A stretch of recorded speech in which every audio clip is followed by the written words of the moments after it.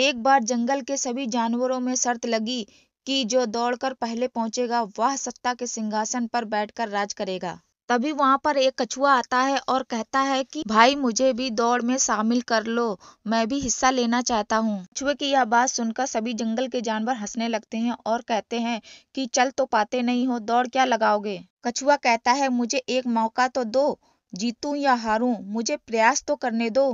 कछुए की यह बात सुनकर जंगल के सभी जानवर उसे एक मौका दे देते हैं।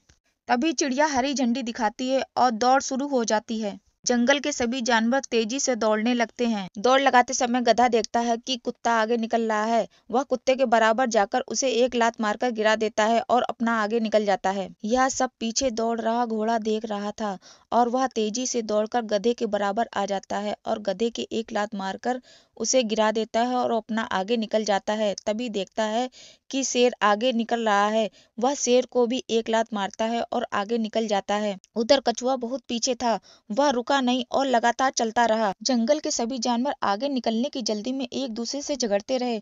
कछुआ यह सब देखकर आगे निकल जाता है।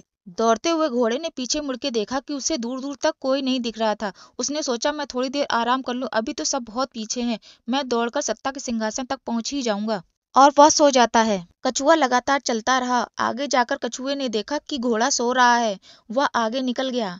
घोड़े की जब आंख खुली तो वह दौड़कर सिंहासन के पास पहुंचा।